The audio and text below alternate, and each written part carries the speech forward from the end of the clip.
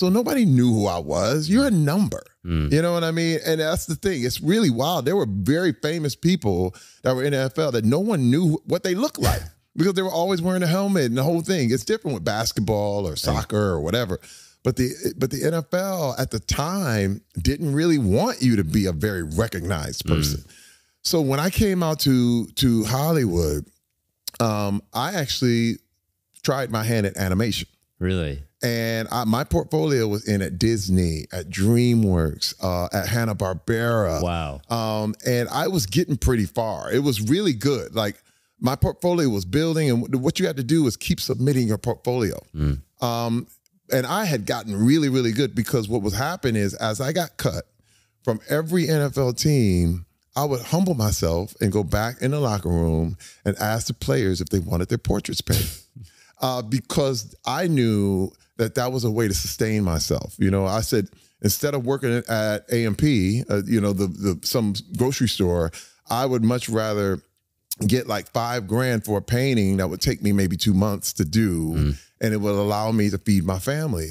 And players, they gave me money to paint them, you know, and I would go in there like, I'm going to paint you over the city, and I'm going to make you look all amazing. And I had all these great examples. And dude, they were like, man, I want that, man. I want, put me over the city, man. You know, and it was like, it was kind of cool because I had a portfolio coming out of the NFL of players and athletes that I had painted over the years. I had done basketball players, football players, the whole thing.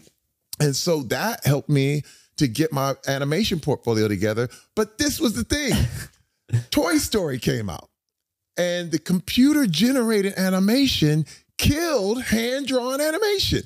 I was in line while they were they were interviewing artists for DreamWorks for Prince of Egypt. And I remember being in line and submitting my portfolio and the whole thing.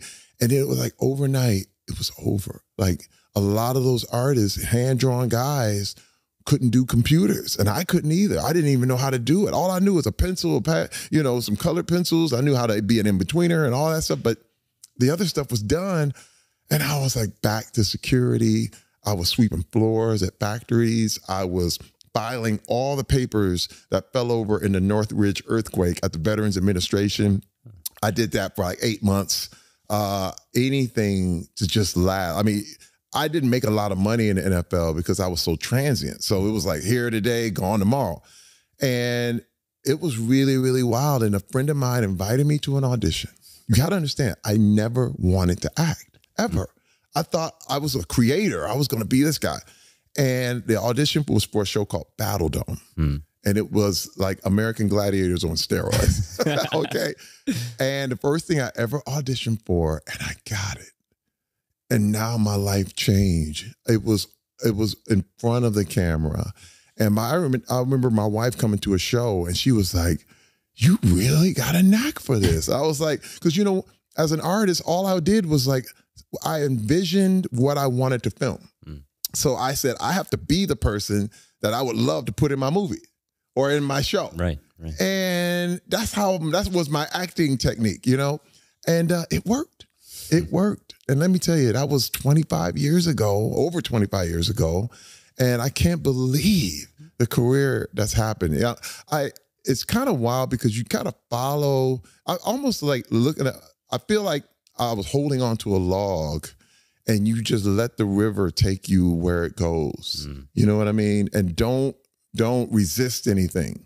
You know what I mean? Because a lot of people, one thing I noticed is that there are a lot of people like, if this happens, no, say no to that and no to that. It's got to be this path. But I never did that.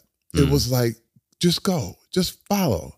Like the fact that the audition was presented to me and I went, that's changed my life forever. So I knew as new opportunities come, try it, go for it. You don't know if this is going to be the key for you or not. Terry, that reminds me of something you said about Arnold Schwarzenegger from working with him. You mentioned that he encouraged you to try everything. Yes. Drama, comedy, horror, all sorts of films. Yes. But I wanted to ask, what was an opportunity that you went after that scared you the most? It's funny you would mention Arnold Schwarzenegger because I have a story about that. It's funny because the first time I got a movie role, it was a movie called The Sixth Day with Arnold Schwarzenegger. It was giant. It was a $100 million movie shooting in Vancouver. And I had never acted before. Like, I had done this TV show, Battle Dome, which was kind of a game show and all that, but not like, you know, here I am. This is a big movie. And my first, I will never forget my scene with Arnold. I was supposed to walk up to him on his steps of his house, and I was like, Adam Gibson, come with us. And I walked up there, and Arnold turns around, looks me in my face, and I'm like, and I didn't say a word. I couldn't speak. And something magically went wrong with the camera. And they were like, oh, we got to reset. I'm sorry, we got to reset.